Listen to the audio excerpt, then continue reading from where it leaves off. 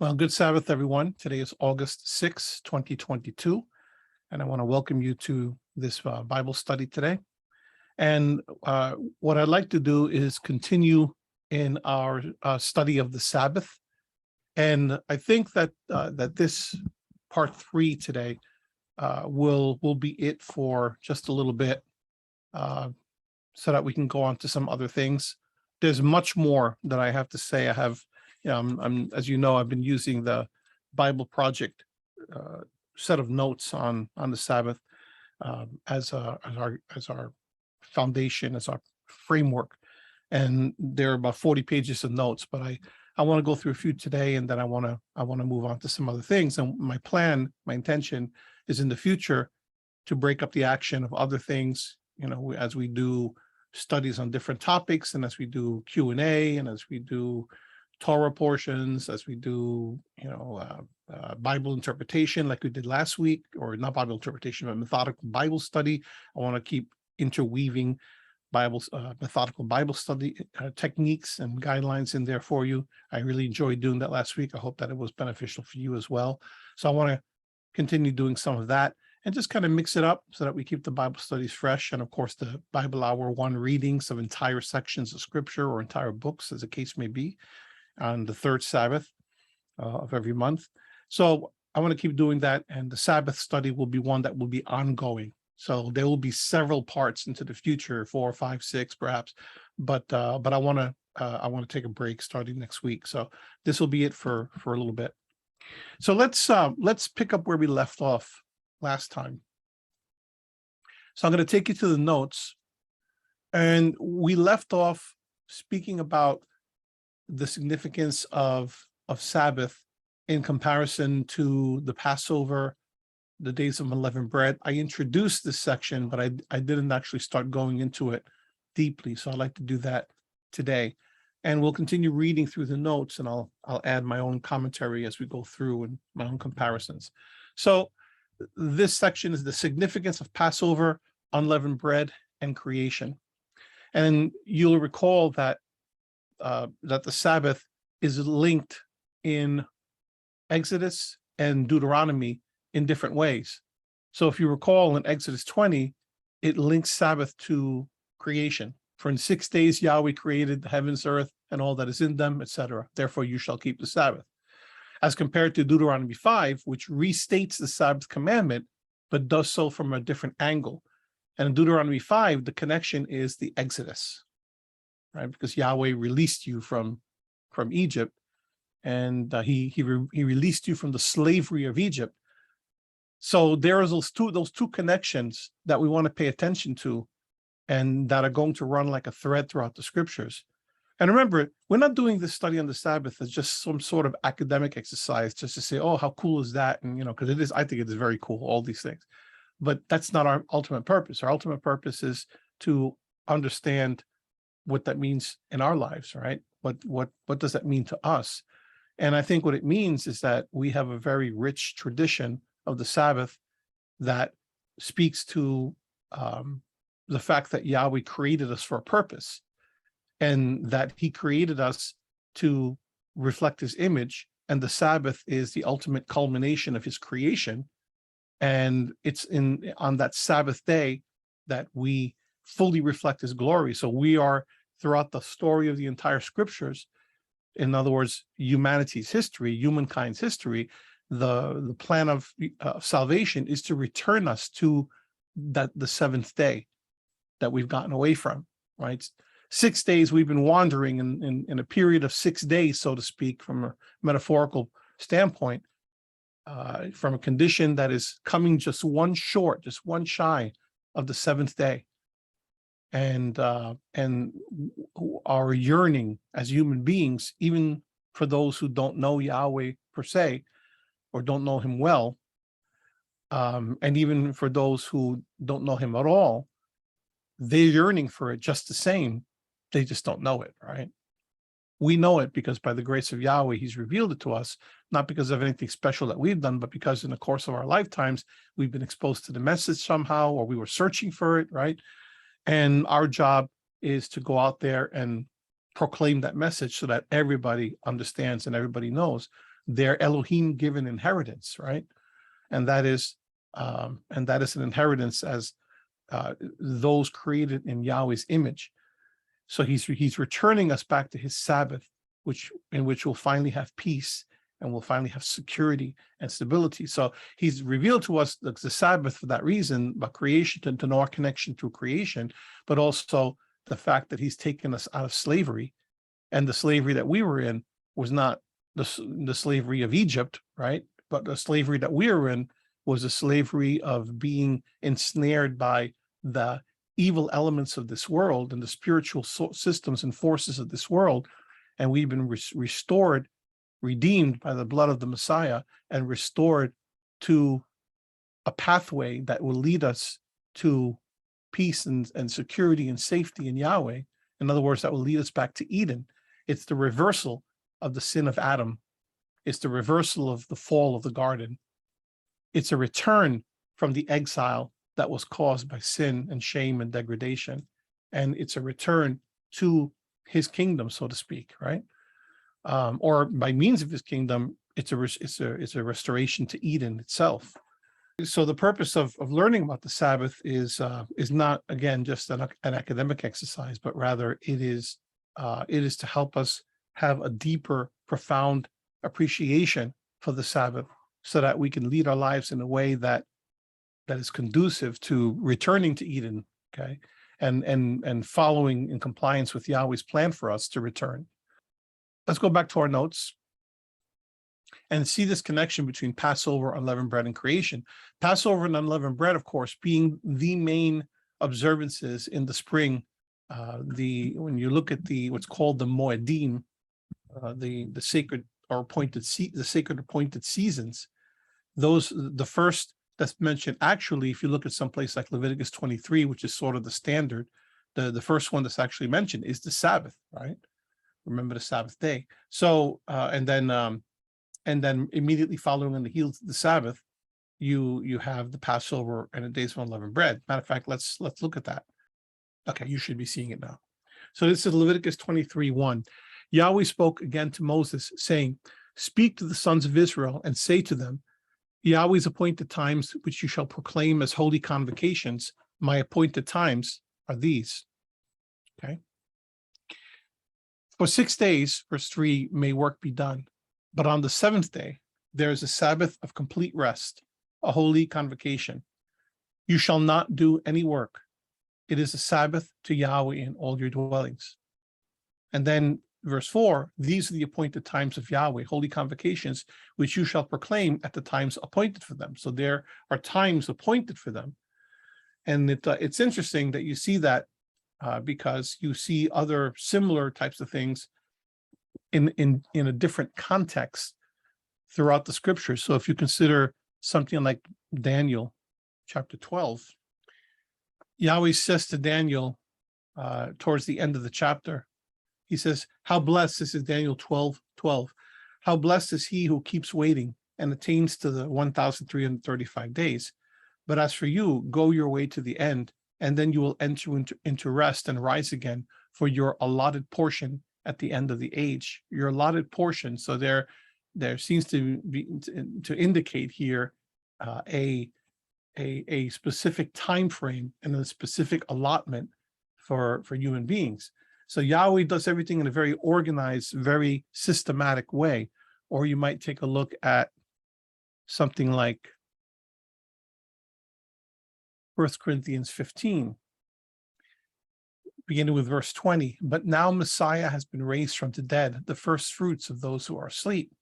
For since by a man came death, by a man also came the resurrection of the dead.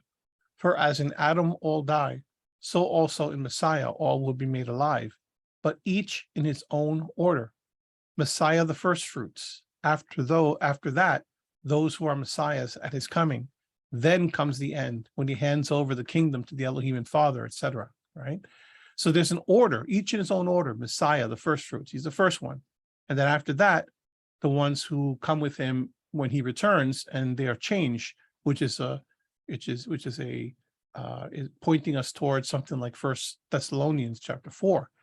And then comes the end when he hands over the kingdom. So there are periods that are that are determined for these things, which should give us encouragement and hope, because things are not happening in just some willy-nilly fashion, right?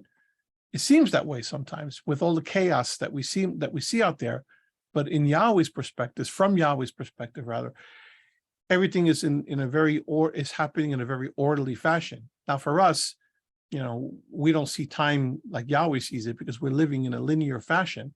So for us, it's years and years and even decades and centuries and even millennia, right? For Yahweh, who lives outside of time, it's like nothing, no? So it's tough, but that's why we leave it up to Yahweh, because he's in control, because he has authority over even time itself. And that's significant because we're going to talk a little bit today about sacred time and sacred space. So 1 Thessalonians 4, right around verse 13, it starts talking about Yahshua's return. And then it says in 15, for this we say to you by the word of Yahweh, this is Paul speaking, that we who are alive and remain until the coming of the Master will not precede those who have fallen asleep. For Yahweh himself will descend from heaven with a shout, with the voice of the archangel, and with the trumpet of Elohim, and the dead in Messiah will rise first. So first implies an order, right? First, second, then we who are alive and remain will be caught up together with them in the clouds to meet the Master in the air, and so we shall always be with the Master. So there's, again, order. You also see it over in Revelation 20, right? There's a period of time for everything. The rest of the dead, 20 verse 5, the rest of the dead did not come to life until the 1,000 years were completed. This is the first resurrection. Blessed and holy is the one who has a part in the first resurrection. Over these, the second death has no power, but they will be priests of Elohim and Messiah and will reign with him for 1,000 years, right? So time is very well ordered in the scriptures, and you see things reflected throughout, like the 6 days of creation and the 7th day of rest, the Sabbath, and what you're seeing in Leviticus 23, where everything is very carefully laid out on the 14th day, on the 15th day, or you start to count and you count 49 days plus the 50th day, right? And then you go and then you have the 7th month and the 10th day of the 7th month, and then and on and on. Yes, because everything is according to Yahweh's timetable. So what I want to impress upon you with that is the fact that Yahweh knows exactly what he's doing. To us, living in a linear, at some pinprick point on a timeline in a linear history of humanity, right? Everything is forever. But for Yahweh, it's a drop in a bucket. And I have to believe and trust that Yahweh is in control. So the Sabbath is one of those things meant to give us a weekly reminder that Yahweh is in control, to know and to trust in him. As I said, either last time or the first week that we talked about this, the Sabbath is meant to be inconvenient, right? It's meant to be inconvenient because we're meant to understand that we do not have ultimate autonomy over our time. We do not have ultimate say in what happens with regard to the events in our lives.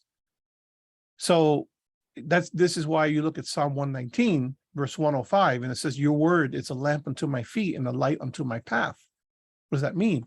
It means that the illumination is right in front of you. As I've explained in the past, it's not like a spotlight. It doesn't say it's like a spotlight shining miles into the future. It's right before you, because that's all we have, is we have the moment, right? As human beings, this is the realm of time in which we live. We're not Yahweh. We don't live in eternity. So we're hoping for eternity, right? That's what Yahweh has placed in our hearts, the book of Ecclesiastes says, which is why we have such a deep yearning and a deep longing for it, but we're not there yet. So in the meantime, we live in the day-to-day, and the lamp illuminates our feet. As Yahshua said in Matthew 6, sufficient to the day is the evil of it. You don't know what's going to happen tomorrow, so stop making plans as if we have control over our futures.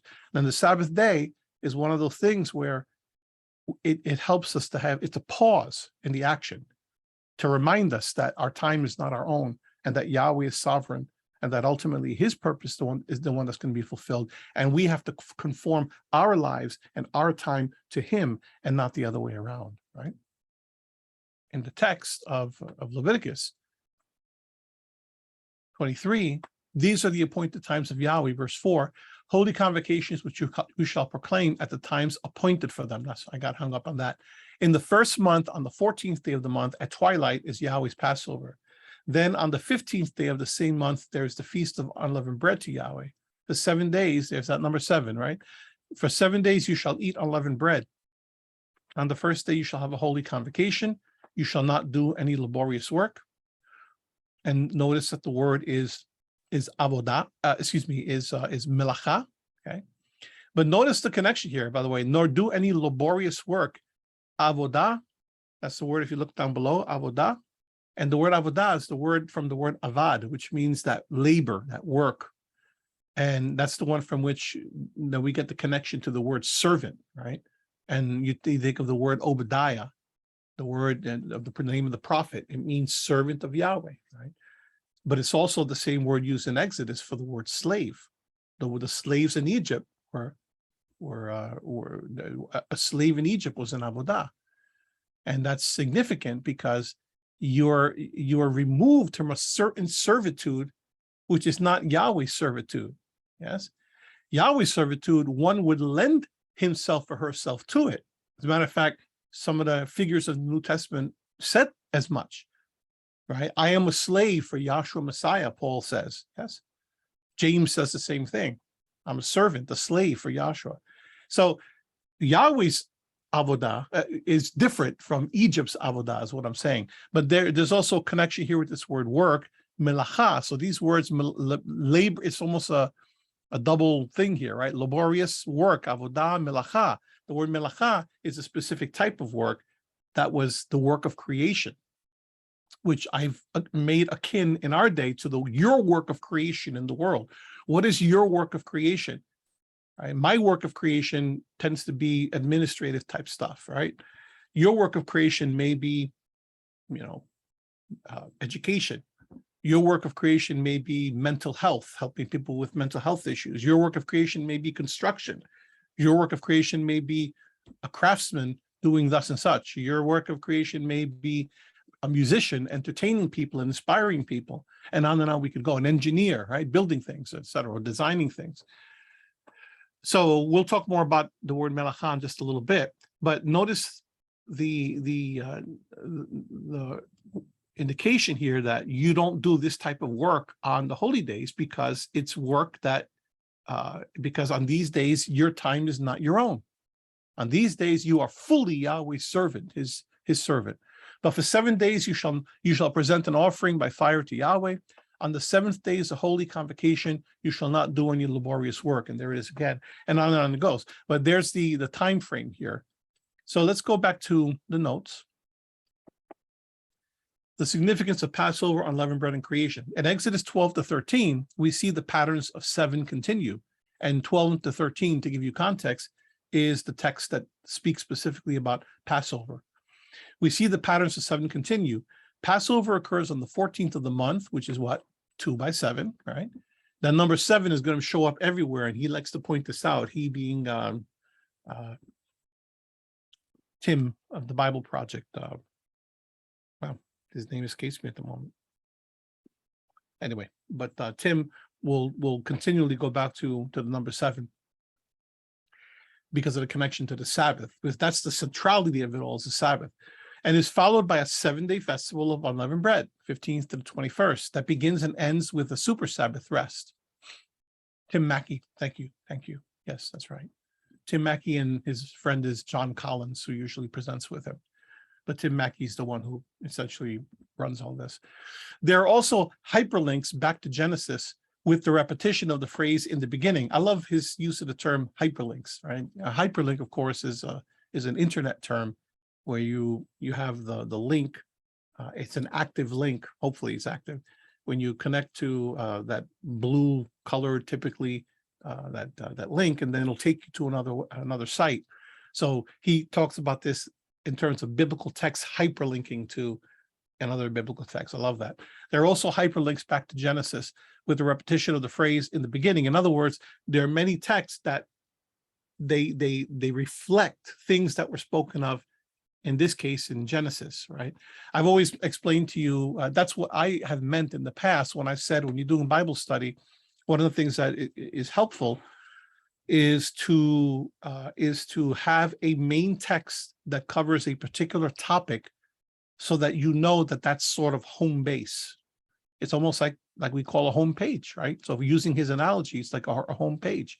So if I want to remember, rather than remember every single passage in the scriptures that talks about tithing, I remember something like Leviticus 27, right? Where the tithing command appears. It's like the foundational text where the tithing command appears.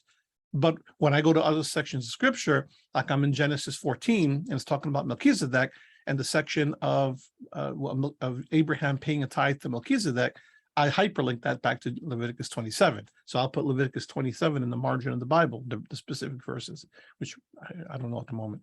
Or if I'm in, I guess Hebrews 7, I'll hyperlink back to Genesis 14 and to Leviticus 27, or Malachi, 3:10, and I'll hyperlink that back to Genesis 27. After a while, you start remembering things. Like I'm spouting a few things off here. It's not because I have a superior memory, but because I've hyperlinked so much, being in those margins, that I happen to recall more or less now, to, if not exactly to the verse, at least to the chapter, typically where I'm coming from. And that's a very good practice to get into, because you never know when you're going to need a particular passage of scripture, right? So if you're doing a study about children, or about how to treat your spouse, or dealing with a particular issue like depression or anxiety, find the key scripture that is fairly easy to remember, and then wherever else you go, hyperlink back. It's a very good practice. That's going to help you. Okay. So he's talking about all these verses that hyperlink back to Genesis with a repetition of the phrase "in the beginning." In other words, he's saying these verses have a reference to "in the beginning," and usually when you see that, it's not by accident, because the writers of whatever books they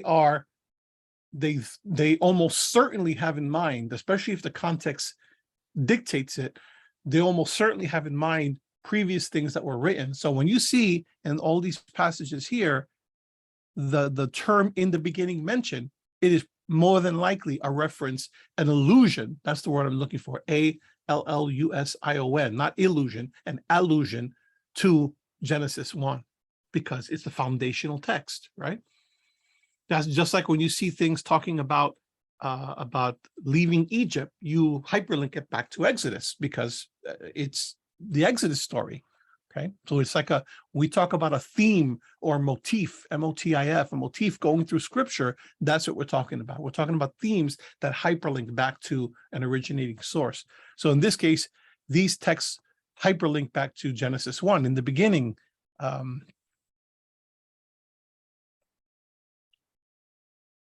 That's one thing I don't like about this text here. I had to look at that 3 times, because what they've done here, and unless you know Hebrew, you're not going to know this, but they've written this Hebrew word in reverse. So they wrote it from left to right, which is very disconcerting. So this is the word Bereshit, but it's not written correctly. I don't know why they did that, but it should be reversed. It should be like the Hebrew way, because that's meaningless. Okay, but anyway, so the word is in the beginning, Bereshit, and then Elohim created the skies and the land, etc. Now it came about. I don't like that translation. It's not skies, it's the heavens. But now it came about in the 601st year, Genesis 8, which is in the Noah, the Noah account, the flood account. It came about in the 601st year, in the beginning. And once again, the word is a cognate. It's not exactly Bereshit, but it's a cognate of Bereshit. On the first of the month, the water was dried up for the earth. So you're meant to have a connection to. Why are you meant to have a connection? Because it's a new creation, right? What's happened with the Noah flood is, once again, you've gone through the waters. Just like in Genesis 1, you've gone through the primeval waters. And Yahweh started fresh, so to speak. He didn't totally obliterate creation, because because he's merciful, and he left Noah and his family. But it was just, to all intents and purposes, it was just like starting all over again, right? So it's the same imagery. There's chaos, there are primeval waters. Primeval is not the word I'm looking for. Primordial is the word I'm looking for. It's primordial waters once again, and chaos. And now once again, we're a condition of tohu vavohu, right? Waste and desolate, uninhabitable, because it's chaotic. But now, once again, he's going to separate the waters from the earth. And now it'll no longer be chaotic. And now it will be inhabitable again in the beginning. And then you look at Exodus 12, 1-2. Now Yahweh said to Moses and Aaron in the land of Egypt, this month, which month? The month in which the barley is Aviv. This month shall be the beginning of months for you. And again, that word is a cognative. It's Rishon. The word is Rishon, which means the first, the beginning. It is to be the first month of the year to you. Why? Again, because it's a renewal. How is it a renewal? Because you have been taken out of the chaos of Egypt, the primordial waters, so to speak, right? And now you've been, and you literally went through the waters too, because he took you through the waters of the Red Sea, right? Which is what? It's creation. It's separating the waters from the dry land. We don't tend to look at it that way, but that's exactly what it was. So now you've been removed as a slave, avodah, to Egypt, and now you have been remade as a slave, avodah, to Yahweh. And this happened in this beginning, this new beginning. And Exodus 40, same thing. Then Yahweh spoke to Moses, saying, on the first day of the beginning month, Rishon, you shall set up the tabernacle of the tent of meeting. Tabernacle, what's the connection there? Well, the tabernacle is a pattern, just like the temple many years later would also be a similar pattern. A pattern of what? A pattern of restoration to Eden. The tabernacle is the place where heaven and earth meet. In other words, Eden, right? The ark is it's in the Holy of Holies, and the ark is the tree of life in the center of the garden. So the tabernacle, see to it, Moses, that you make it according to the pattern that I show you on the mount. What pattern is that? The pattern of Eden restored, right? So all these things, the connection here, it's all there. Passover was a significant event in the history of Israel. When you look at the parallels of the Passover account with Genesis, it becomes clear why. And then he gives you a whole bunch of verses here. We're not going to go through all this because I want to move things along, but look at this. Genesis 1, repetition of 10 and 7. Elohim speaks 10 times. Elohim pronounces good 7 times over the course of 7 days. Exodus 12, on the 10th of the month, you'll take for yourself a lamb, and it will be on the watch until the 14th, 7 times 2, day of the month. Genesis 2, 1-4, the 7th day is holy, for Elohim finishes work. Exodus 12, on the first day it's a holy convocation. On the 7th day is a holy convocation. All work should not be done in them. And on and on. You can read through these later, but in instructions given on what to eat and not eat, the presence of waters parting, right? Reinforcing humanity's co-ruler status, reversal of banishment. That last one, Genesis 3, humanity is banished from Eden into the wilderness. And Exodus 12, it's a reversal. You're banished out of Egypt, right?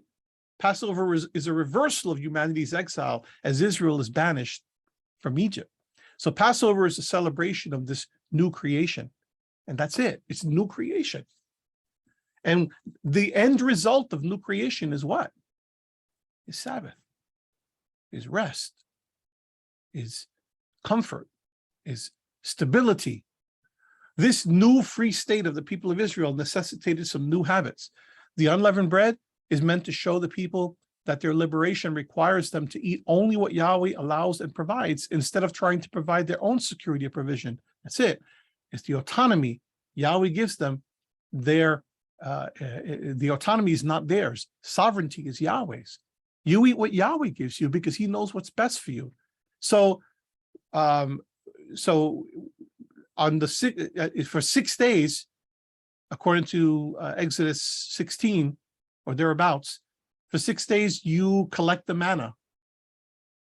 But on the 7th day, you don't collect any manna. Why? Because Yahweh gives you a double portion on the 6th day to take you to the 7th. And anyone who tries to get any extra on the Sabbath, what happens? It rots. It rots because you have no control over that, and you're trying to do things by your own strength.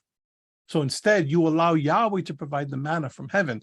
The unleavened bread that they eat at Passover, as it says here, is a precursor. A precursor is something that comes before and points to the other thing.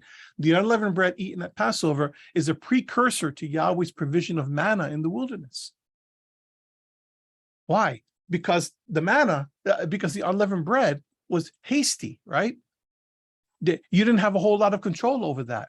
That was the whole point of the manna. These days we got to admit the manna, the unleavened bread tastes a little too good, so we kind of lose out on the message. Yes, but if you eat a piece of unleavened bread, of matzah that's made by the Jewish authorities, you're gonna be reminded pretty quick, because it looks like a piece of cardboard, and by all indications from people that I've talked to, it tastes like it too, right?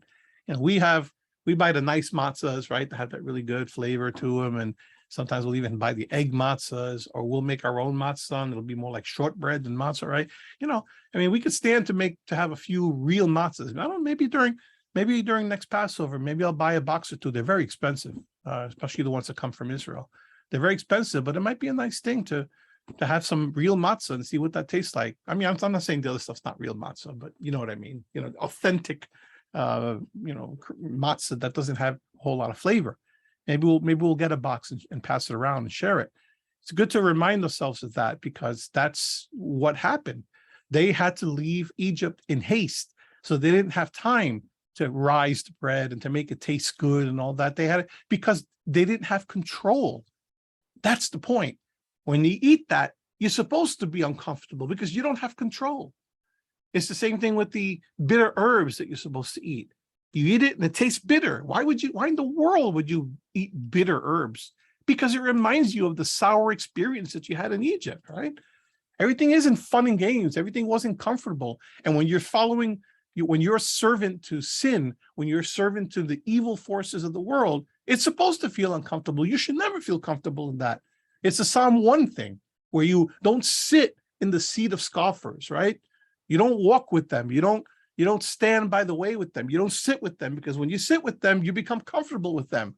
And the easiest way in a social situation to not feel comfortable is to have bad food, right? Food that is not complete. That's not a true social meal. So the whole purpose of all that was to be inconvenienced. All right, so let's go back to the text here. This new free state of the people of Israel necessitated some new habits. The unleavened bread is meant to show the people that their liberation requires them to eat only what Yahweh allows and provides, instead of trying to provide their own security or provision. The unleavened bread eaten at Passover is a precursor. Okay, I read all this, sorry. So scholar Douglas Stewart reflects further upon the significance of the unleavened bread. And this is coming from something called the New American Commentary. This is from the volume on Exodus. He says, but why require eating unleavened bread as the special focus of the Exodus memorial meal, the Passover? The answer is that unleavened bread was the unique food of the original Exodus, the event Elohim wanted his people to be sure not to forget. People everywhere normally eat leavened bread. It tastes better, is more pleasant to eat, is more filling. Leavened bread was the normal choice of the Israelites in Egypt too. But on the night they ran, there was no time for the usual niceties. A fast meal had to be eaten, and hastily made bread had to be consumed.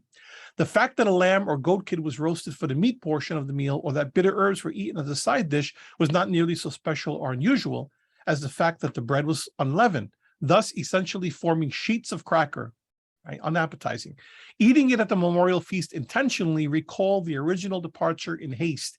Eating it for a solid week tended to fix the idea in one's consciousness. Exodus 16 and the manna as Sabbath provision in the wilderness. As the Israelites enter the wilderness on their way to the promised land, Elohim provides for them sustenance. Manna is an eternal gift that comes from proximity to the eternal glory, Exodus 16. This miraculous provision doesn't behave like normal food. There's more than enough each day, no matter how much has been gathered. The rhythms of gathering and not gathering on the Sabbath are an imitation of Yahweh's own patterns of work and rest in Genesis 1. Elohim pronounced good days 1 through 6 and very good on day 7. Therefore, Israel collects manna on days 1 through 6 and double manna on day 7. On the 7th day, Elohim, and actually that's not technically correct. Okay, so let's go to Exodus 16. 16:22. Now on the 6th day, they gathered twice as much bread, 2 omers for each one. When all the leaders of the congregation came and told Moses, and he said to them, this is what Yahweh meant. Tomorrow is a Sabbath observance, a holy Sabbath to Yahweh. Bake what you will bake and boil what you will boil, and all that is left over put aside to be kept until morning. So they put it aside until morning, as Moses had ordered, and it did not become foul, nor was there any worm in it. Moses said, eat it today, for today is a Sabbath to Yahweh. Today you will not find it in the field. 6 days you shall gather it, but on the seventh day, the Sabbath, there will be none. So he's not correct here. That's why you have to read carefully, right? He says, therefore Israel collects manna on days 1 through 6 and double manna on day 7. No, double manna on day 6. And that second portion was for day 7, right? Okay, on the seventh day, Elohim rested, took up residence in his temple. Likewise, on the seventh day, Israel rested, and Moses rested a perpetual sample of manna. I'm not sure what he means by that. Rested a perpetual sample of manna before Yahweh and before the testimony. But anyway, the idea is that on the seventh day, Israel rested, they don't gather manna, and Yahweh is the one that provides the manna. On day 6, he provides double portion, again, indicating that he's giving you enough, because normally they couldn't keep it overnight, right? But Yahweh's provision kicks in, and his protection kicks in. His sustenance kicks in, and that stays the way it should be through the Sabbath day.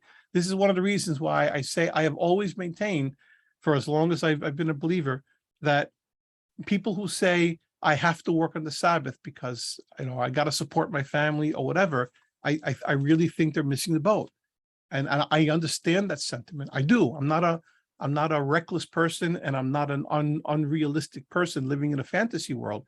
But I truly believe, and maybe it's naive of me, but I truly believe that if someone has a will and a desire to keep the Sabbath, I promise that they will not starve on the Sabbath day if they don't work on the Sabbath day.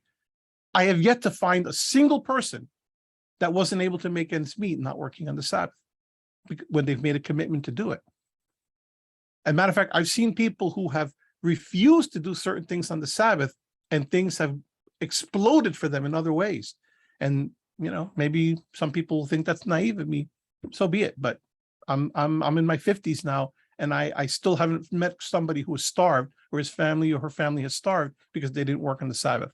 If you have a will to keep the Sabbath, you absolutely will find a way to do it. Will you be wealthy beyond all beyond all imagination and everything? No, you will not be, right? You'll probably suffer a little bit in that sense, and maybe you'll miss out on a promotion or two, and I understand it stinks, it's not fair, but as we all know, life is not fair, right? But the truth of the matter is that you absolutely will have the provision that you need. So going back to this, so the rhythms of gathering, okay, are emulate what Yahweh did with work and rest. The existence of manna, third paragraph, and Sabbath enabled Israel to participate in a new creation. That's what was happening. It was a new creation. The manna is a new work of creation that violates normal creation, while at the same time fitting within Yahweh's ideal purpose for creation, that is, within the 7-day scheme. That's absolutely right. Okay, the Sabbath command in Exodus 20 and Deuteronomy 5. The first occurrence of the Sabbath command occurs in Exodus 28 to 11. Okay, I might take issue with that, but I understand what he means, the first main command. The command is expressed in 7 statements, arranged in chiastic symmetry. Okay, so just as a reminder, chiasm comes from the Greek letter chi, which is like a giant X, and it means this X-like pattern, right? It more often works out in practice when you take these verses, for example. It more often works out sort of like a boomerang shape, right? Because it comes out and then it kind of comes back to you. But it's from this idea of an X. It's a chiasm is a common literary form that arranges material in a symmetrical structure in order to emphasize a main point. In this instance, it serves to accentuate the purpose of Sabbath. And this is rather interesting. And I've never seen this before until I see him describe it. And I've been studying this for years. So this is fascinating to me. So you look at how this is written out. Remember the Sabbath day to keep it holy. 6 days you will labor and do all your work. Right, this is taken straight out of Exodus 28 to 11. But the 7th day is the Sabbath of Yahweh your Elohim. So that's A, B, C, D. And then notice the parallels. And it starts going back in the other direction. So C is talking about doing all your work. And then C says, you shall not do any work on the Sabbath, you or your son, your daughter, male, female servant, etc. And then B was talking about 6 days of you doing labor. But on the Sabbath, it's the opposite. In 6 days, Yahweh made the heavens and the earth, the sea and all that is in them, and rested on the seventh day. And then A is corresponding to remembering the Sabbath day to keep it holy. Therefore, Yahweh blessed the Sabbath day and made it holy. I love that. Beautiful chiasm to prove this point, which is really, really nice. This passage connects the Sabbath with participation in Yahweh's presence and rule over creation. And as I mentioned early in the lesson, as compared to Deuteronomy 5 that talks about the Exodus. The Sabbath command is repeated again in Deuteronomy to the second generation of Israelites who are about to enter the promised land. And this is the one in Deuteronomy. Keep the Sabbath day to keep it holy as Yahweh your Elohim commanded you. 6 days you shall labor and do all your work, but the seventh day is the Sabbath of Yahweh your Elohim. In it you shall not do any work, etc., so that your male servant and your female servant may rest. Remember that word nuach, which is the word from which you get the word Noah, as well as you. You shall remember that you were a slave in the land of Egypt, and Yahweh your Elohim brought you out of there by a mighty hand and by an outstretched arm. Therefore, Yahweh your Elohim commanded you to observe the Sabbath day, as Deuteronomy 5:12-15. This passage portrays Sabbath as implementing Yahweh's presence and rule by the liberation from slavery. So if the one in Exodus showed Sabbath as implementing Yahweh's presence and rule, I like that, Yahweh's presence and rule by creation, this one does it by liberation from slavery. Both commands in Exodus 20 and Deuteronomy 5 state clearly it is the Sabbath of Yahweh. Remember that? It says Shabbat la Yahweh. And the la part is it's to Yahweh, not of Yahweh. It's to Yahweh. It's not a Sabbath of Yahweh. It means literally a Sabbath that belongs to or unto Yahweh. It's a similar construction on the miter of the little breastplate that goes on the miter, the hat, the cap of the priests. In Exodus, it says Kodesh la Yahweh. It's holy unto Yahweh, holy to Yahweh. Same concept here, a Sabbath that belongs to Yahweh. This simple phrase reminded Israel of an important truth. What is the point of that? Elohim is the master of time. It's what I said before. And the seventh day is a way to renounce human autonomy and embrace Yahweh's dominion, right? So it's a recognition. If it's a Sabbath that belongs to Yahweh, it's Yahweh's Sabbath. That's why when people say the Jewish Sabbath, I bristle, because it's not the Jewish Sabbath. First of all, there's nowhere at all in the sacred scriptures where there's a reference to the Jewish Sabbath, except if Gentiles may say it. And I don't even recall that being in the scriptures, okay? The Jewish Sabbath. Paul never refers to the Jewish Sabbath. Yahshua never refers to the Jewish Sabbath. So why do people refer? It's not the Jewish Sabbath. It's the Sabbath, right? It's for everybody. It's for all mankind. So I'll just take a little detour here because I really want to emphasize that. And probably the best place to do that is in Isaiah 56. Well, let's start from the top. Thus says Yahweh, preserve justice and do righteousness, for my salvation is about to come and my righteousness to be revealed. How blessed is the man who does this, and the son of man who takes hold of it, who keeps from profaning the Sabbath. How blessed is the Jew who does this. Where do you see the word Jew? How blessed is the Israelite who does this? Where do you see the word Israelite? It says, how blessed is the man, Anush. It's the same word from which we get the word Enosh. How blessed is the man? It's just a man in all his frailty. How blessed is the man who does this? And of course, to say man implies woman. And the son of man who takes hold of it, the Ben Adam, who keeps from profaning the Sabbath. And son of man, that term is, Ben Adam, it's a term that is used for Yahshua as the representative of mankind. And that term used together, all the words together, son of man, has an effect as if to say, you mortal, M-O-R-T-A-L, you mortal, you human being. How blessed is the man who does this and the human being who takes hold of it. There's no qualification there. Jew, Israelite, who keeps from profaning the Sabbath and keeps his hand from doing any evil. Let not the foreigner, the word is nachar, let not the foreigner who has joined himself to Yahweh, and that's the key, right? Whoever has joined himself to Yahweh, say, Yahweh will surely separate me from his people. Everyone's always trying to make it a separation. Nor let the eunuchs say, well, they say, well, there's a difference, a distinction between Israel and the nations. Well, yeah, to a certain extent, that's true, right? We see that in Egypt, where Egypt was punished, whereas Israel was separated. There was definitely a division made, but that's not the context in which we find that here. So let's not be cute and confuse things there. In terms of Yahweh's overall plan, there is never any separation that's been intended. And you see that all the way back to Abraham in Genesis 12 and 17 and other places, where through Abraham, all the nations of the earth would be blessed. And this is fulfillment of that here. And then, of course, Paul dealt with that tremendously in his day. Let not the foreigner who has joined himself to Yahweh say, Yahweh will surely separate me from his people. No, nor let the eunuchs say, behold, I am a dry tree. Eunuchs could not be initially in the assembly because of their disability. For thus says Yahweh to the eunuchs who keep my Sabbaths. In other words, if you're a eunuch and you keep my Sabbaths, you're no longer a eunuch, right? You're a spiritual, fully fledged member of the assembly. That's the implication here. A person who, and I know it's not a pleasant thing to look at, but let's look at it. And I don't think anyone here has small children, so I don't think I need to be particularly I don't think I have to censor myself here. Oops. Deuteronomy 23:1, no one who is emasculated or has his male organ cut off shall enter the assembly of Yahweh.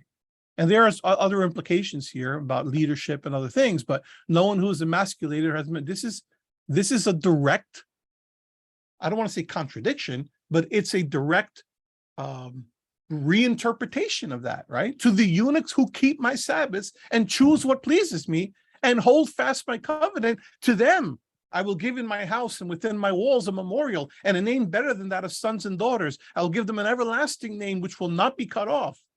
Full-fledged acceptance.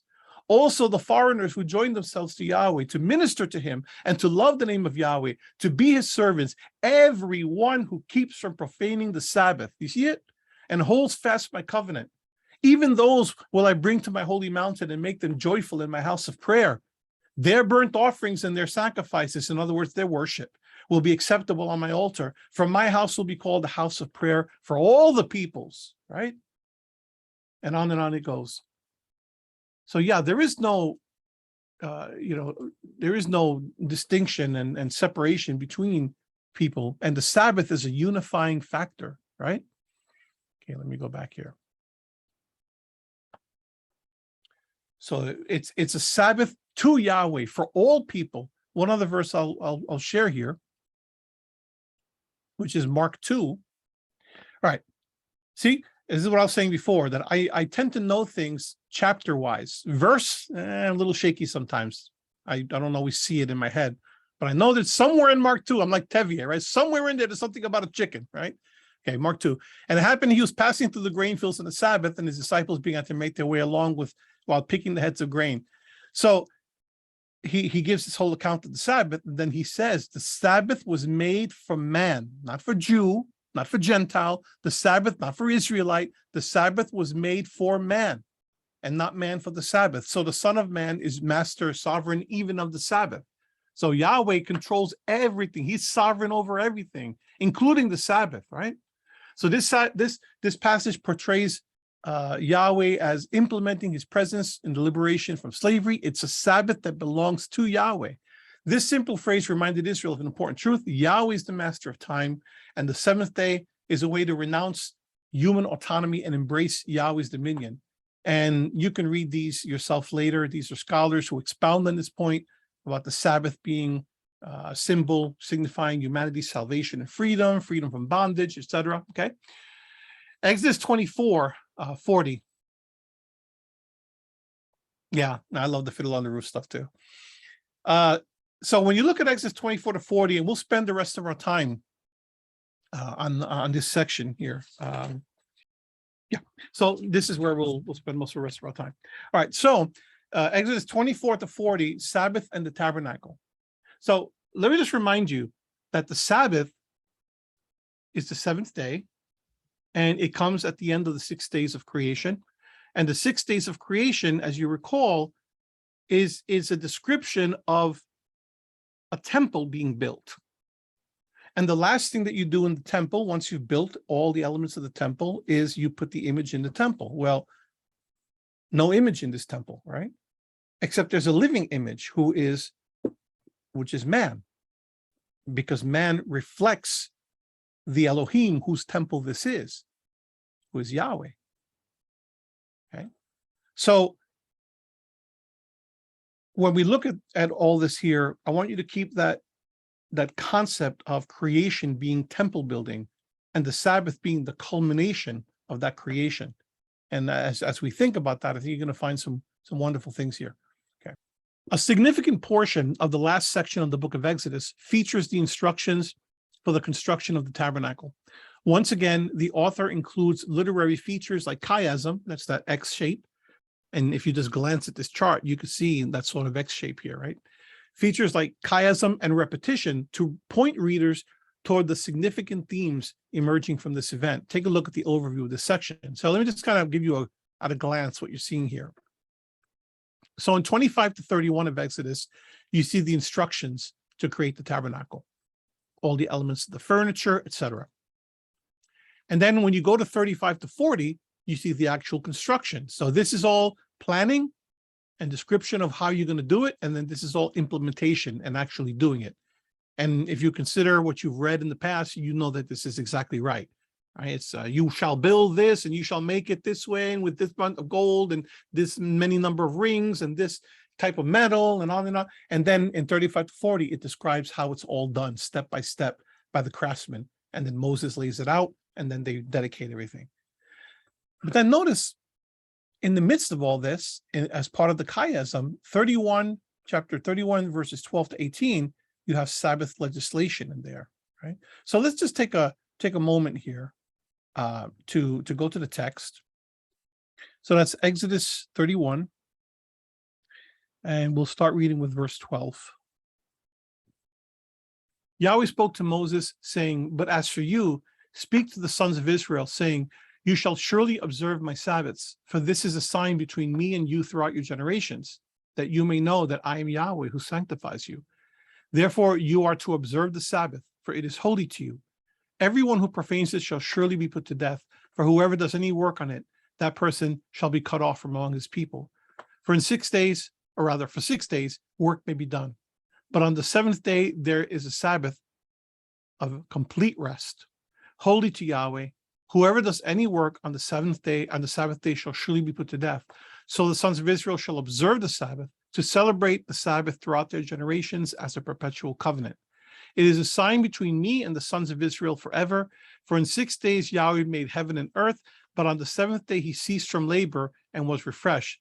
And by the way, I just want to point this out, whatever it's worth, since we're reading it in passing. So we see here, so the sons of Israel shall observe the Sabbath, and then people, when they see that, they feel justified in saying things like the Jewish Sabbath. So that's just for the Jews.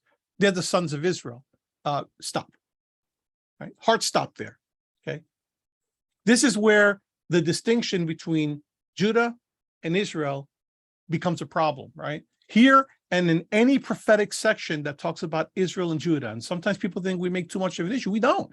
There are very definite prophetic texts, some of which are directed to Judah and others that congregated around Judah at the time of the separation between the north and the south, and others that are indicated for all of Israel, including Judah, right? So we won't go into all that today because it's irrelevant for the moment, okay?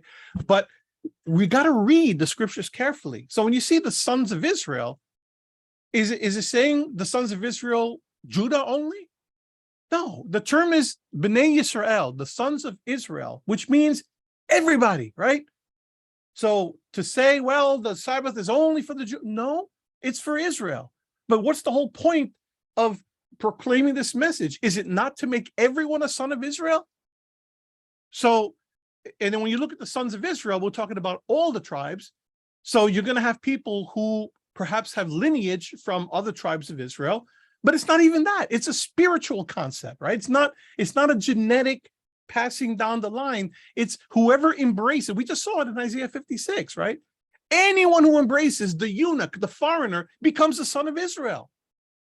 So we need to stop thinking in terms of, well, the seventh day is the Jewish Sabbath, and the other things. I don't want to ever hear anyone who studies with me use the term Jewish Sabbath, because if I hear it, I'm going to take you aside and we're going to have a little conversation, right?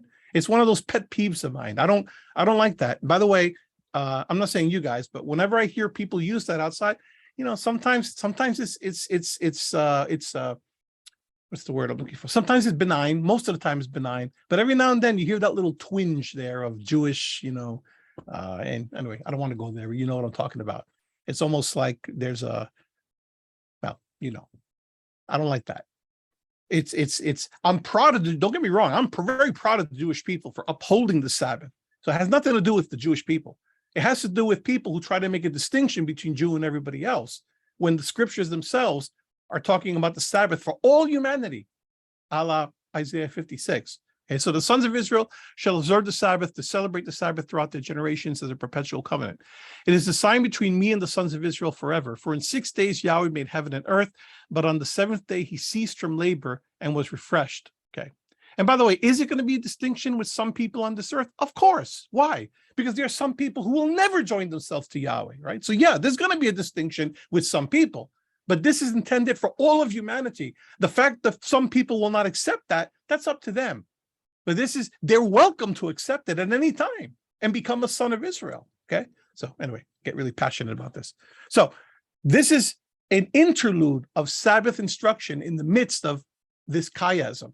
And then there's another one, which is over in 35, 1-3. Then Moses assembled all the congregation of the sons of Israel and said to them, these are the things Yahweh has commanded you to do. For 6 days work may be done, but on the seventh day you shall have a holy day, a Sabbath of complete rest to Yahweh. Whoever does any work on it shall be put to death. You shall not kindle a fire in any of your dwellings on the Sabbath day. And then it goes on and continues with the implementation of the work, right? Accepting the contributions, then building everything. So let's go back to the chiasm here. So you have 25 to 31 tabernacle instructions. Then you have 35 to 40, the actual construction. And in between, right in the vicinity of the instructions, you have Sabbath legislation. And then right in the middle of the construction, you have Sabbath legislation, or just before the construction, Sabbath legislation. It's a unifying factor, you see. It's a chiastic representation. And then kind of the center of all this, rather interestingly, is chapters 32 to 34, which is what? Which is a discussion of the golden calf, the covenant broken and renewed, and Moses' intercession. This is fascinating. It's like the center between the instructions and the implementation, right? So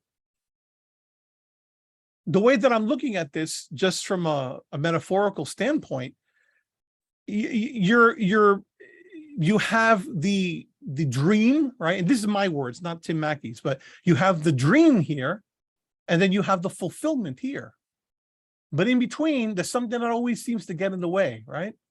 You would hope that you'd be problem-free in the middle here, and that it'd just be kind of a seamless transition from the dream to the implementation. But that's not how life works, is it? There's usually something in between that's going to be very difficult. And that's the forces of evil in this world, right? The idolatry, the anti-Yahweh forces of this world. And it happened right in Eden. In Eden, Yahweh spoke to Adam, and he described, and he gave him the trees, and he said, don't do this, because if you do this, there are going to be consequences. And sure enough, Adam and Eve do that thing. And then in their time, their version of the golden calf occurred in the middle of it. And then the rest of the Bible is trying to get them back to the implementation of the dream, right? So it's history sort of repeating itself. The pattern of history continually repeats itself. So this is what you have here. You have this interlude here. And this is, I believe, where humanity is right now. They're in this golden calf experience here. In the midst of this, Yahweh has given his instructions early on. He's made it clear. He sent his Messiah even. But then you have, in the middle of all this, you have people struggling with this golden calf type of thing. And we're trying to get back, as with a reminder of the Sabbath here, we're trying to get back to the actual construction, the laying out of the final tabernacle in the temple, right? So just kind of note that's sort of a theme throughout human history. And humanity is sort of stuck in the middle here, but there's no need for them to be stuck because they have the solution to the unstuckness, right? But in their case, it's not Moses' intercession, but it's the intercession of the Son of Man himself, Yahshua the Messiah. He's the one that intercedes and breaks this thing and has broken it. So there is no, it's a cleanup operation. There is no, it's not really a stuckness. It's that people still are making decisions one way or the other for their own personal lives. But the power of that golden calf situation has been broken already long ago. And now we're on our way to this here, but we still have the after effects of all this going on. Okay, so I just want to point out that we're moving towards the final Sabbath, which is going to be found here.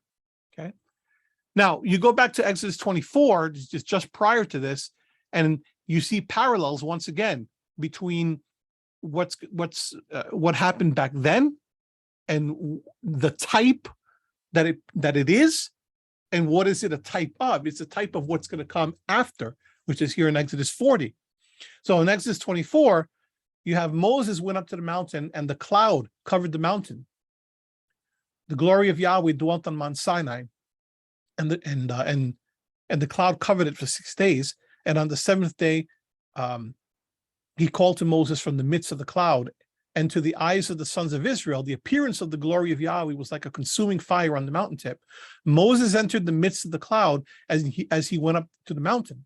And Moses was on the mountain 40 days and 40 nights. And then notice in Exodus 40, and the cloud covered the tent of meeting. This is when the tabernacle is finally set up. The cloud covered the tent of meeting, and the glory of Yahweh filled the tabernacle. Same situation. Moses was not able to enter the tent of meeting because the cloud had settled on it, and the glory of Yahweh filled the tabernacle. So it's interesting because here Moses was able to enter, but here he was not able to enter just yet because it was just too strong. The glory of Yahweh was just so strong that even at that point Moses couldn't enter it. So this is a very strong parallel that I want you to note here, because what's happening here is this: the tabernacle is serving in effect as an extension. It's tabernacle is serving as a new Sinai experience, is what's happening. It's a new Sinai experience. The tabernacle, the erection of the tabernacle and the temple after it is in the scheme of the life of the children of Israel. The tabernacle and the temple represent a recreation of the Sinai experience, where Yahweh appears to humankind in an intimate way. It's a recreation, because ultimately what it's all a recreation of, as I've said many times, is Sinai, is Eden.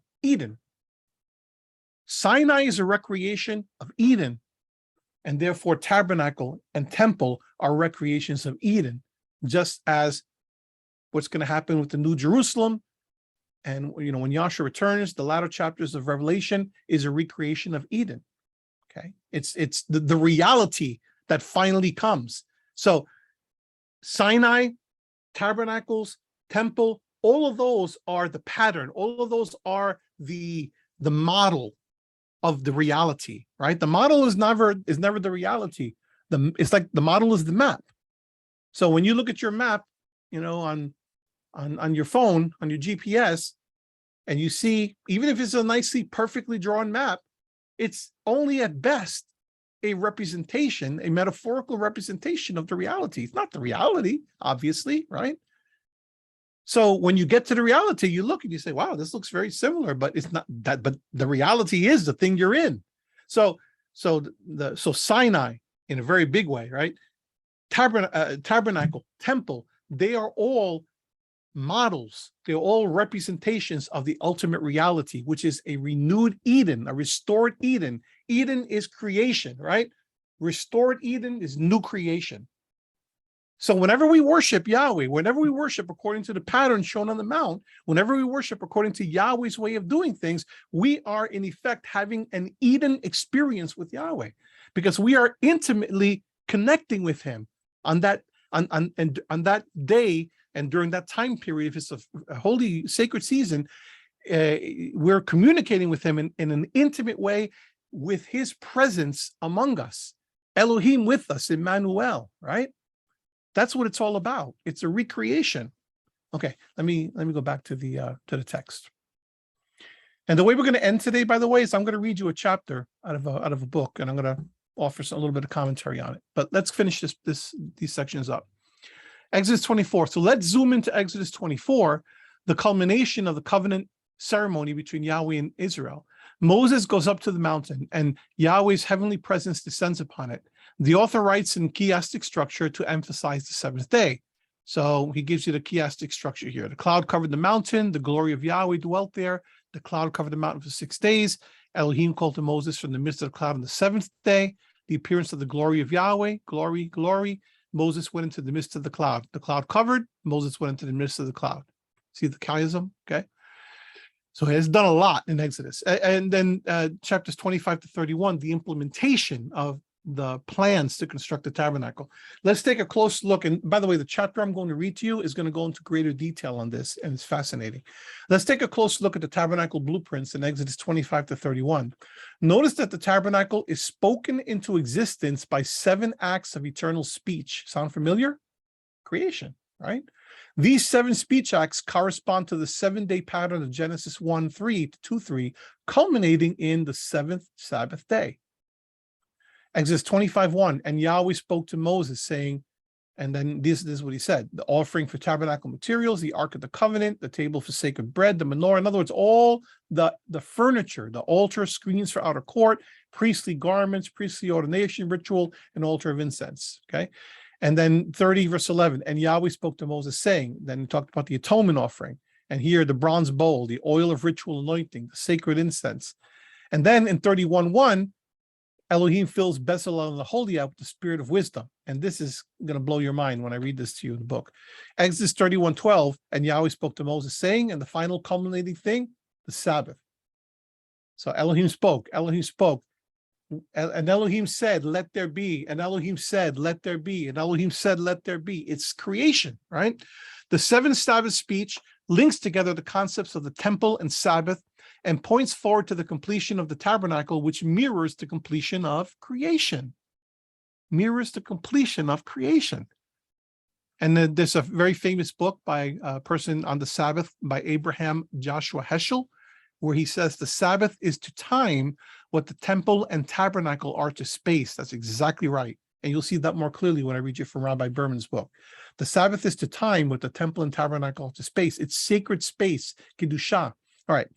So when you look at this here, there's parallelisms, and I don't have time to go through all this, so I'm going to leave that. I'm going to leave that up to you. But let me just point out a couple of things here. So they're comparing creation and Sabbath to the tabernacle design and Sabbath, and to the tabernacle completion and Sabbath, right? So here in this passage in Genesis, creation is completion. Similar language in the 7th tabernacle speech in Exodus 31, and then in the completion of the tabernacle, you see that also in Exodus 39 to 40. Okay, and here in this section, 7 days open with the eternal command, and Elohim said, 25:1, etc. 7 speeches open with the eternal command, and Yahweh spoke to Moses. And then here, Exodus 40, 7 acts of obedience to the command, and Moses did just as Yahweh commanded Moses. So there's a creation that's done by Yahweh himself, and then there's a creation done by mankind. It's almost as if Yahweh left it up to man, his co-ruler on earth, to finish the creation, to be a creative partner with him, right? So we are creative partners with Yahweh, but ultimately we owe our sovereignty to Yahweh. It's not up to us. We are co-rulers under him, right? We are underlings. We're not on an equal playing field with him. Precisely what the devil said to Adam and Eve, to try to warp their minds to think you'll be just like Elohim. No, you're not going to be just like Elohim. It's enough to be under him, co-ruling with him. You want to be him too? It's kind of like what happened is, it's a spirit that goes to all of humankind. And at every age, there's somebody that goes there, right? Korah, right? When I see that, I think of Korah. And Moses says to Korah, was it not enough that he gave you the priesthood? Was it not enough that he gave you they're Levites. They weren't priests because Aaron was the priest. He said, it wasn't enough that you were given the Levitical duties. Do you want the priesthood now too? That's always it. It's not enough to have what you have. You got to have everything. You got to have the whole bowl of wax because you got to be the big cheese, you see. But the whole point here was that we are under Yahweh, and we don't have our own autonomy. We cede our sovereignty to Yahweh, and the Sabbath is a weekly reminder that we cede SCEDE. We cede our sovereignty to Yahweh because it's not our sovereignty, it's his sovereignty, right? We don't cede our sovereignty, our autonomy. I'm trying to cram so much in. I'm sorry. I'm rushing a little bit, so I'm stumbling in my words. So we don't have sovereignty in and of ourselves. Yahweh is the one who's sovereign. We cede our autonomy to him because ultimately he's the one that makes the decisions for us, right? And you see those parallels here, and you can look at these later on your own. Now, last thing here, and then I want to go to the book. The last chapter of Exodus documents the completion of the tabernacle. The passage builds upon what has come before, repeating the themes of seven, work and rest. And it came about in the beginning month in the second year. On the first of the month, the tabernacle was set up. Completion of creation, right? And Moses set up the tabernacle, Exodus 40. And here is the list of tabernacle items set up by Moses, arranged into 7 sections that each conclude with this line, just as Yahweh commanded Moses, right? None of it was done just of Moses' own initiative. It was just as Yahweh commanded Moses. And Moses completed the work because he's a partner with Yahweh. So I'll just read you this quote and then I'll go to the book. The structuring of the narrative in Exodus 25 to 40 binds the Sabbath observance closely with the construction of the sanctuary. Both are tightly connected with the question of the presence of Yahweh with his people. The Sabbath is a significant element in the celebration of the presence of Yahweh with his people. Just as the tabernacle was built along lines specified by eternal decree, so too in the sequence is the human Sabbath institution modeled on the eternal pattern. The Sabbath is tied to the notion of the presence of Yahweh.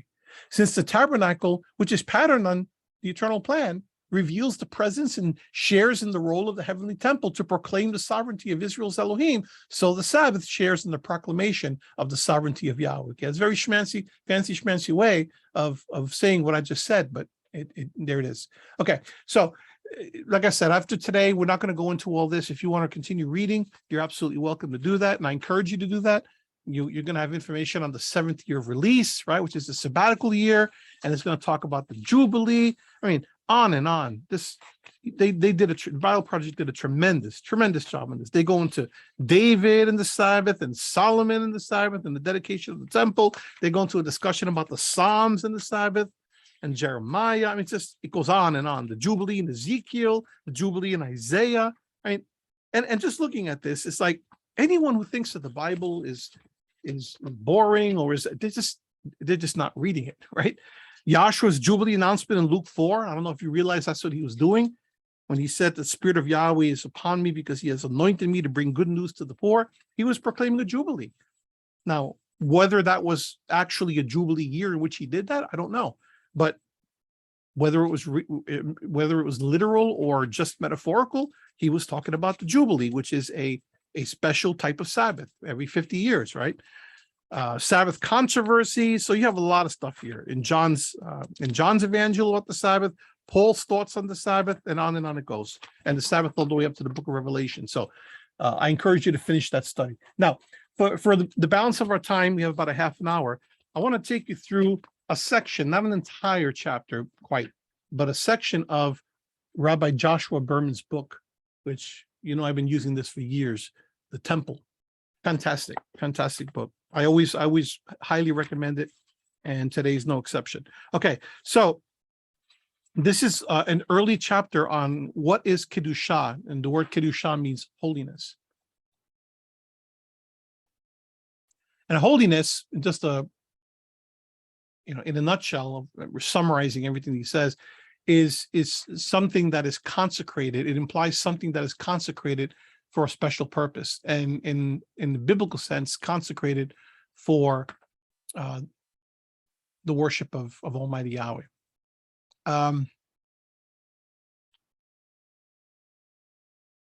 Okay. Regrettably, I don't have anything to share on screen because The one regret I have is I don't have this on Kindle. They don't have it on Kindle, or I would have gotten it a long time ago. But anyway, so I'm going to read this straight to you and I'll comment along the way.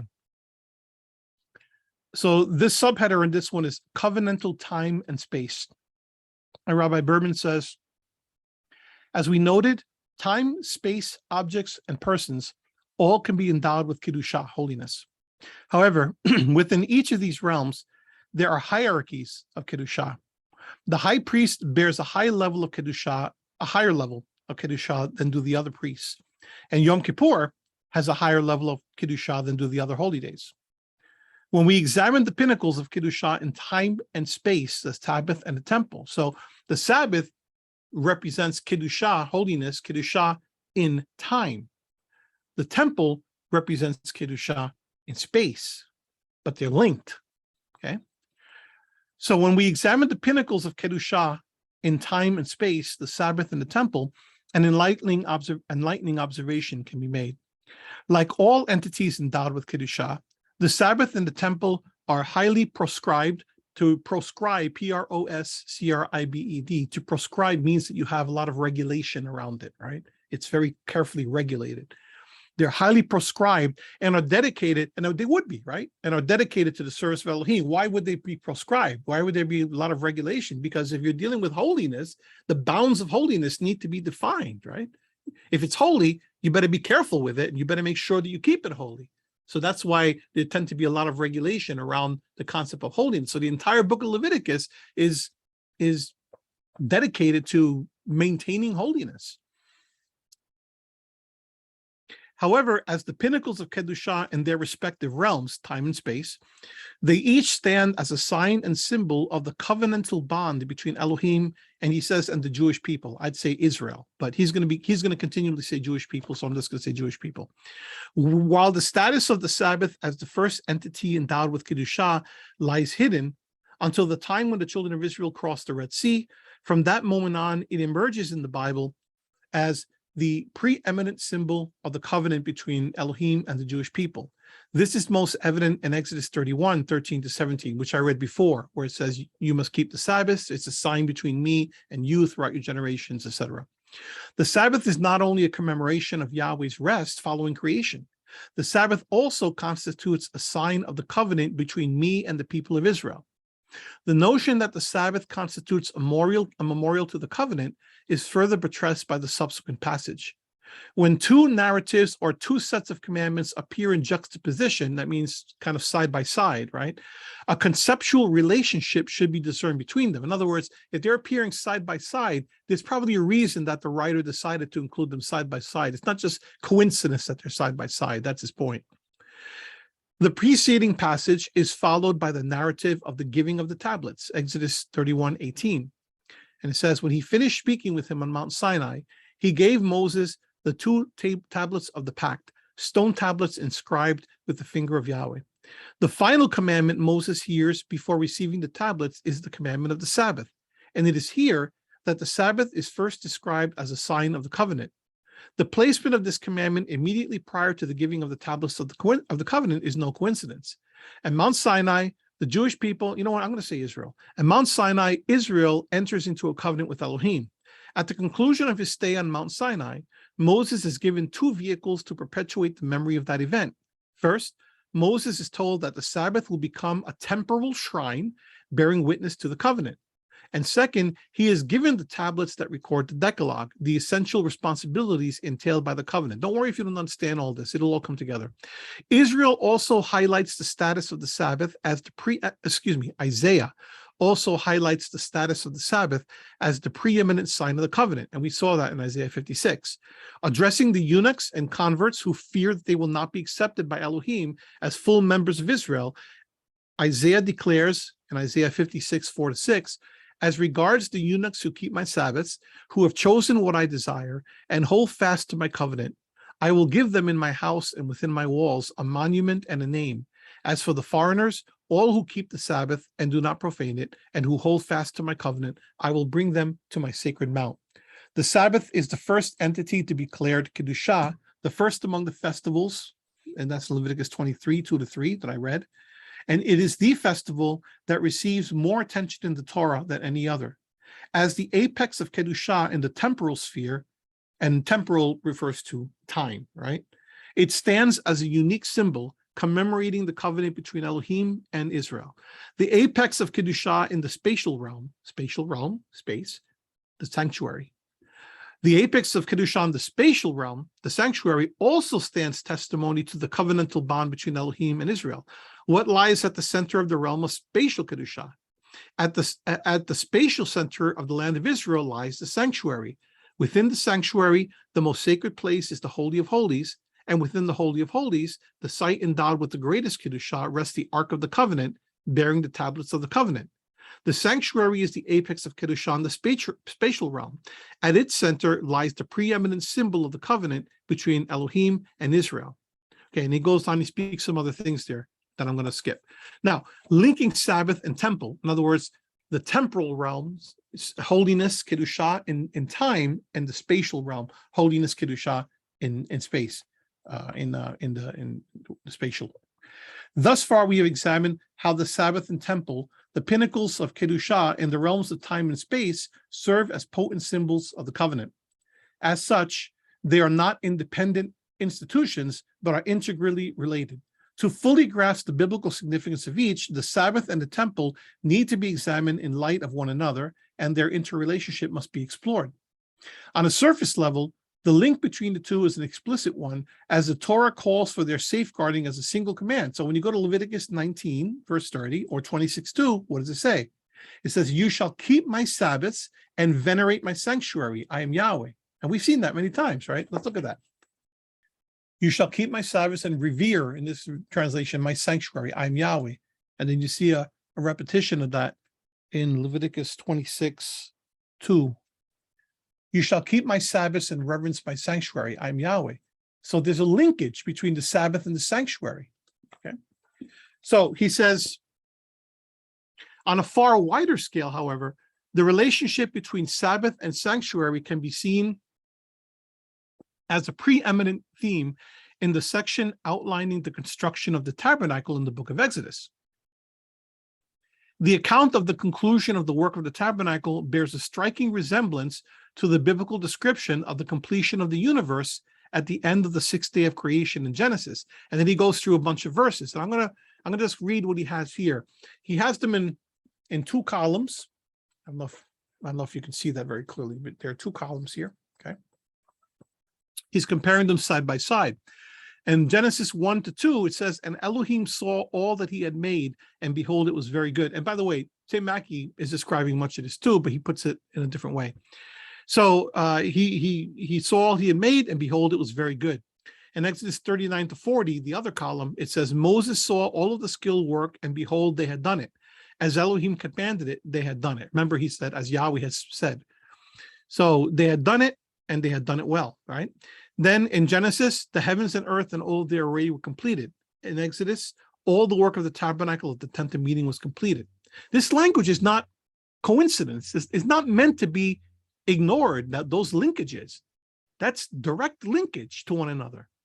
And Elohim, Genesis, and Elohim completed all the work that he had done, Exodus, and Moses completed the work. Genesis 1-2, and Elohim blessed, Exodus 39:43, and Moses blessed. Genesis, and sanctified it, Exodus 39, and you shall sanctify it and all its vessels. It's just no way that those things are not related, right? So here we encounter a biblical passage that is laced with imagery and language from an earlier section. We will assume that the presence of those elements is meant to elucidate the meaning of the passage at hand. What is the significance of the parallel between the conclusion of the account of creation and the conclusion of the tabernacle work? On one level, creation ended on the Sabbath. On a second level, however, it only truly concluded once the tabernacle work was completed. The composite parts of the physical world were completed on the sixth day of creation, but the ultimate purpose of these elements, to be dedicated to the service of Elohim, is only realized, in other words, fully realized, once the sanctuary is built to serve as a universal focal point for the service of Elohim. Now, I'm not sure that I exactly agree with his conclusion with that, because it almost implies that the completion was incomplete. Creation wasn't incomplete. What made the creation look incomplete was that mankind fell, right? So he's saying that, well, they go on, they meaning the commentators, they tend to do this. They tend to say, well, and you see this in the Mishnah and the Talmud a lot. Well, and this is what really was supposed to be happening here, and this is what it ultimately really meant, and all that. No, it says what it says in the scriptures. Yahweh's creation was complete. What put it into disarray, into disorder, and that necessitated, in the first place, a tabernacle. There was no need for a tabernacle ever, right? So it's not that the completion. So I don't agree with him on that.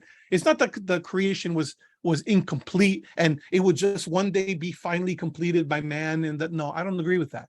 Okay, there was no need for a tabernacle because Yahweh was with man. What made the tabernacle necessary was the fall, because now you needed a model on how to get back to Eden, and the tabernacle was that model, right? So, but that it should be that the construction of the tabernacle and later the temple would be imbued with that same spirit and that same significance, of course. Okay, so let's go back to this. To be certain, the mere act of constructing the sanctuary will accomplish nothing if the spiritual climate of the times is inappropriate for such activity. The conditions that create such a climate will be elucidated in chapter 4. Okay, that's a different story altogether. He's talking there about how there was a right time. I'm just simplifying it. He's trying to describe that there was a right time to build a tabernacle and there was a right time to build a temple later in history. So while Israel was in the midst of the confusion of Egypt, they could not have a tabernacle, quite obviously. They were in the middle of slavery. Only when they were freed from that and they were able to have some level of autonomy over their lives could now there be the peace and the security to build a tabernacle, which is what that tabernacle represents. And by the way, when I said before that tabernacle is meant to represent Sinai, yeah, that's why it was portable, right? Because the idea was that wherever you went, you were going to recreate Sinai. Sinai was the peak experience where you received the Torah, where you received hope, where you received completion and intimacy with Yahweh. So the idea was take Sinai with you in your pocket, right? I mean, I'm exaggerating, but that's essentially what it means. Just like, remember when I explained the book of Proverbs? It's like you take little Proverbs and you have them almost like, you have them shrunk. And then when you need the proverb, because you run into a situation of life where you need that advice, then you take it, you put a few drops of water on it, boom, and it blows up and it gives you the solution, right? That's kind of what it's like. You can't take all the solutions with you. You can't take your whole library with you. So you take little mini versions, you keep them in your pocket, and then when you need them, you pull them out. Well, the tabernacle is like that. I know these are very crude examples and illustrations, but that's in effect what it is, right? Is you take the tabernacle and then you take all the pieces with you and you set it up when you go, and boom, you have Sinai there all over again. And every time you get together on the Sabbath and on the holy days, you can remember that mountaintop experience that you had at Sinai. That's the idea, right? Until we get to the real thing, yes? Okay, and that is a whole topic of itself, right? Because when they get to Israel, when they get into their land, this is why David was not allowed to build the temple, because there was still too much stuff going on with the neighbors and the Philistines and internal unrest and Absalom and civil war and all, right? Too much. So when were they able to finally build the tabernacle? Yeah, the temple. And David wanted it, bless his heart, right? He wanted to do it, but he couldn't do it. People say, well, it's because he was a man of war. No, it wasn't. It was because of this. There was just too much chaos going on. But his son was able to do it. Why? Because as was his name, so was his reign, right? Shlomo, he was peace. And now they have peace from their enemies. They're settled, they're stable, secure. It's a Sabbath, right? It's like a precursor of a Sabbath. And now you can build a temple. Now you can build something more structurally sound, and that's not portable. You don't need the portability anymore because you're not going to be run out of your land. You're there. It's like you're in the promised land. Now you can build your thing in peace, and you can now worship. And now, not only that, but only now when there's peace and political stability and security, do you get respect from your neighbors. And now everyone starts coming from far and wide, including the Queen of Sheba, because they've heard that in Israel, there's an Elohim, and his name is Yahweh, and his temple is there. You see? It's wonderful. It's wonderful. And of course, that eventually got ruined as well, right? But yeah, that's another story. Okay, so that's kind of what he's talking about here, that the conditions weren't quite right yet, right? The conditions that create such a climate will be elucidated in chapter 4. When these conditions prevail, however, the presence of the sanctuary represents the spiritual completion of the times and symbolizes the completion of the creation of the universe. Exactly. Remember I said that when on the seventh day, on the Sabbath, Yahweh sits in his temple? It's not rest like, oh, I'm so tired, I got to rest now. No. It's rest. It's nuach. Now we can settle. We can look at everything in peace. We can have communion together, right? And then when we get together on the Sabbath, we can sit. We don't have to worry about work. We can have some coffee together or tea or whatever it is that, and we can enjoy. It's like tabernacles, yes? And we get together at tabernacles and we forget about our work for a while and everything else. And you know the atmosphere of tabernacles. That's a yearly reminder on a grander scale of one long Sabbath, right? Where you can get up and you can do your thing and you can enjoy people's company and joke and laugh and eat and right. That's what it's about. That's the feeling you're meant to get. That's nuach. Okay. The integral relationship between Sabbath and sanctuary, implied by the closing chapters of Exodus, sheds light on the temple narrative in 1 Kings as well. Just as language from the Sabbath narrative of Genesis chapter 2 is present in the tabernacle sections of Exodus, chapters 39 and 40, Sabbath imagery is likewise present in the narrative of the completion of the temple in 1 Kings. And it is, if we went back there to 1 Kings, you'd see that the same language is there. The biblical notion that the number 7 represents wholeness and completion begins with the sanctification of the seventh day as the Sabbath, following the completion of the universe in Genesis chapter 2. The number 7 figures prominently throughout the temple narrative of 1 Kings. The temple took 7 years to complete, 1 Kings 6:35, and was dedicated on the festival of Sukkot, tabernacles, a holiday of 7 days that occurs during the 7th month of the year, 1 Kings 8:2. Finally, Solomon's dedication address is composed of 7 petitions. I didn't know that. 1 Kings 8:12-53. The Bible is a I don't know if supernatural is the right word, but it is most definitely not just some book or series of books. The notion that the erection of the sanctuary completes the process of creation is conveyed explicitly in the Midrash concerning the completion of the first temple. Okay, this is a writing of the Midrash, which is interpretation of Bible, but I'll read it anyway because it's kind of cool. So this person said, all the work that King Solomon had done in the house of Yahweh was completed, 1 Kings 7:51. Scripture does not say the work, but all the work, which refers to the work of the 6 days of creation, as it says, and Elohim completed all the work that he had planned to do. Interesting. Genesis 2:2. Scripture does not say that he had done, but that he had planned to do, implying that there was yet more work to do. That's interesting. When Solomon completed the temple, Yahweh proclaimed, now the work of the heavens and the earth are completed, Shlama. When it says all the work was completed, Vatashlem, it indicates why he was named Solomon, Shlomo. For Elohim completed, Chishlim, the work of the 6 days of creation through him. Then he says, then back to Rabbi Berman, when the Bible writes that Solomon completed all the work, the context mandates that work here be understood as the work of the temple's construction. The Midrash seems to be abandoning any effort to relate to the biblical text itself, and rather claims that the work here is the work of the world's creation. Nonetheless, its reading is in consonance with the leitmotif of the Sabbath temple connection. Okay, it's just a fancy way of talking about the theme of the Sabbath temple connection that is thread throughout the text of the Bible itself. This Midrash relates then not to the local meaning of 1 Kings chapter 8, but to a secondary level of meaning of the entire story, which can be derived from a close reading of the passages throughout the Bible relating to the tabernacle and temple. Okay. We don't have to go deeply into that. A second interpretation of the presence of Sabbath and creation imagery within the tabernacle and temple may be offered. While the physical universe was created by Elohim alone, the tabernacle, the pinnacle of creation, must be built by man. When man establishes a perfected society, which culminates with the building of a sanctuary for Elohim, he becomes a partner in the process of creation. Okay, so I partially agree with him on that, but not the perfection part. The notion that man is a partner in the process of creation, that I agree with, when he engages in the construction of the tabernacle, and that I agree with, can be seen in the description of the capacities ascribed to Bezalel, chief artisan of the tabernacle. And this is very fascinating. Describing the creation of the universe, Proverbs 3:19-20 reads, and I'm going to read it on screen here. Okay, so this is Proverbs 3:19-20. Yahweh by wisdom founded the earth.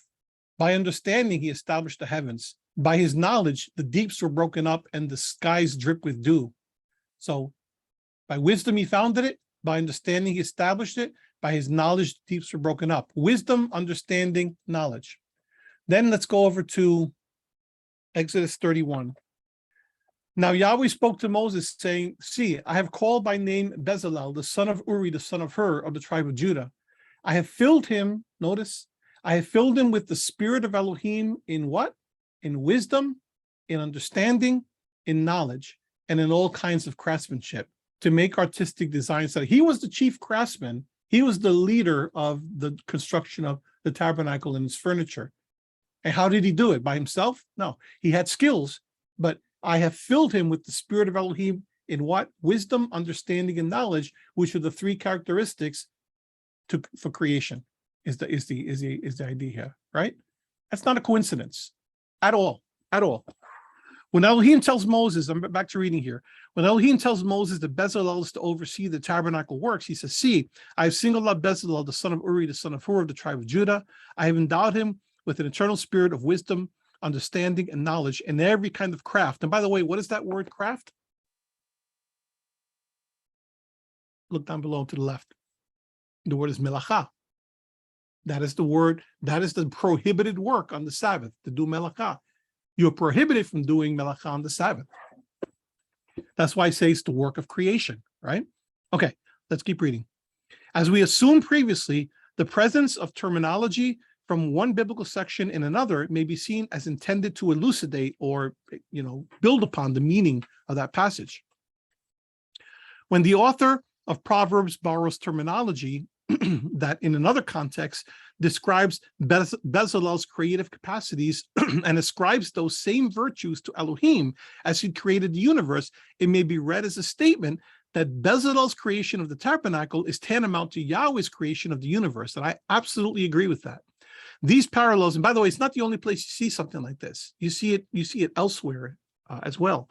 When you look at the language that's used in the book of Nehemiah for building the walls, and in Ezra for building the temple, you see similar types of allusions. Okay, so these parallels are reflected in the Talmud statement that Bezalel knew how to create the heavens and the earth. It's interesting. Another concept that links Sabbath and sanctuary, the pinnacles of Kedushah, holiness, in the temporal and spatial realms, is the concept of menucha,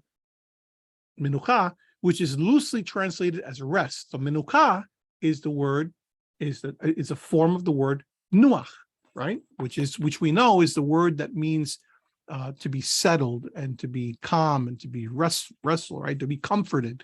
The word nuach and the word for menachem, comfort, they're related words, as I showed you in previous sessions. So let me read this here. So another concept that's important that links them, Sabbath and sanctuary, is the concept of menucha, which is loosely translated as rest. Rabbi Obadiah Sforno, the 16th century Italian biblical exegete, wrote in his commentary to Exodus 20:11 that the word menucha implies not the cessation of rigorous activity, that's Shabbat, right? Remember? But a state of being that stems from completion, a state of being, B-E-I-N-G, that stems from completion. This is what I said the first time, that is you have Shabbat, which is to stop the work. That's not Nuach. Nuach is now that you've had the completion of the work, now that you've stopped, you're in a state of completion, a state of being that's calm, settled. It's done. It's over, right? If any of you remember and I always, try to give little references to different things, right? Movie references. So if you think any of you saw the Lord of the Rings, and you remember after Frodo finally, spoiler alert, right? After he finally, the ring is destroyed in the fires of Mordor, he had been carrying this major heavy burden, and all of a sudden it's all done. He goes, it's done, right? It's over. I don't feel that burden over me anymore. That's Nuach, right? As he wrote, state of being. Thus, when the Bible states in that verse that Elohim rested, Vayanach, on the seventh day, the anthropomorphism is not to be taken literally, right? But rather is to be understood as a statement that on the Sabbath, Elohim completed the creation. But more than that, he was in a state of being of having completed the creation. This sense of menucha as completion is exhibited with reference both to the tabernacle and to the temple. When David moves the tabernacle to Jerusalem and the Ark of the Covenant with it, he declares to Elohim, advance, O Yahweh, to your resting place, limenuchatecha. Psalms, that's the same word, menucha, limenuchatecha, your resting place. Psalm 132:8, to which Elohim replies, this is my resting place, menuchati, for all time. Here I will dwell, for I desire it. Psalm 132:14. When Solomon brings the ark to the Holy of Holies, he similarly invokes the image of rest. Advance, O Yahweh Elohim, to your resting place, linuchecha. Second Chronicles 6:41. From the time when the children of Israel entered the land of Israel, the ark had migrated from location to location. When it was brought to Jerusalem to David, and then installed in the temple by Solomon, the process of Yahweh's migration finally reached completion. Its terminus, the temple in Jerusalem, is thus called Menucha, a place that symbolizes completion. And then just a couple of pages left to read and we'll be done. The final interrelationship between Sabbath and sanctuary concerns the concept of melacha, work. In this chapter, we have already encountered the term melacha twice. When Elohim concluded the act of creation, the activity from which he desisted on the Sabbath was termed melacha, Genesis 2:2-3. We have also seen that the skilled craftsmanship executed by Bezalel and the artisans who assembled the tabernacle and its vessels was likewise called melacha, and I just showed you that. The melacha of the Sabbath and the melacha of the sanctuary are linked in explicit terms in the tabernacle section in the book of Exodus. In chapters 25-30, Moses is issued directions concerning the construction of the tabernacle and its vessels. Chapter 31, which opens with the appointment of Bezalel to execute the melacha, concludes with an admonition about the Sabbath. 6 days' work, melacha, may be done, but on the seventh day, there shall be a Sabbath of complete rest, holy to Yahweh. Whoever does work, melacha, on the Sabbath day shall be put to death. That's one of those things in the chiasm. Remember I showed you that in the beginning, you have... around chapter 25, you have a section about Sabbath, and then chapter 31, you have a section about Sabbath. Or is it the other way around? I think it's 31 and then 35. But the word there is, it talks about melacha. The command to execute the melacha of the tabernacle then concludes with the command to desist from melacha on the Sabbath. The juxtaposition of the two concepts calls on us to interpret the connection between them. The implication that emerges from the juxtaposition is that one may not engage in tabernacle building on the Sabbath. One may not engage in tabernacle building on the Sabbath. The juxtaposition is the basis of the Talmudic understanding that the definition of melacha, work that is forbidden on the Sabbath, is based on the specific activities that were carried out in the construction of the tabernacle. Isn't that interesting? In summary, and the way I've described it is creation work, right? In summary, we have seen the conceptual link and others, and by the way, I don't think it is in this book, but others have defined that as the work that you do that is in your field, the way that you're contributing to the world. That's why I describe it as your daily work that you typically do. In summary, we have seen the conceptual link between Sabbath and sanctuary on a number of levels. The Sabbath, and this sort of a summary, the Sabbath caps Elohim's completion of the melacha of the physical order. The sanctuary, built by Yahweh's covenantal partner, Israel, is also a process of melacha and represents the completion of the spiritual order. We conclude with the homiletic observance about the halachot that bind Sabbath and sanctuary together, the laws that bind them together. The sanctuary, we saw, is in a sense bounded by the Sabbath, for work in the sanctuary must cease on the Sabbath. However, the Sabbath is also conversely bounded by the sanctuary, for the very definition of prohibited work is derived from the activities of the construction of the sanctuary. Okay, anyway, I don't even think I need to go into all that. It is interesting, but I think I don't think we need to go into it. All right, in any event, that's a lot, and thank you for hearing me out, especially with the reading of the chapter. That's not always easy to do, to sit through somebody reading through something, but I hope I made it interesting and that it give you a better understanding. So I think we're gonna end there, and like I said, it's obviously so much more that we can say about the Sabbath, but I think that we've covered a lot of ground, and I hope that you have a better appreciation of the Sabbath and what it means to us, and that it gives you some comfort that when you're doing when you're engaging in Sabbath observance, that you're not missing out. You're not, you're not falling behind the rest of the world and your peers and your colleagues and everyone else who's hustling and bustling on Sabbath. No, you're recognizing that our autonomy is not our own, that we are servants of the Most High, that we are servants of His, and ultimately we are subject always, not ultimately, always. We are subject to His sovereignty, and we do a break in our time because in recognition that our time is His time given to us to fulfill our responsibilities on His behalf in this world of His, which He owns and which He is master of.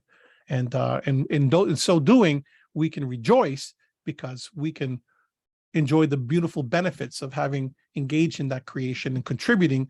We contribute to others, we contribute to our own well-being, and every time we keep the Sabbath, we make a statement about the one in whom we trust and the one in whose presence we hope to have an eternal Sabbath someday. So thank you, and may Yahweh bless you.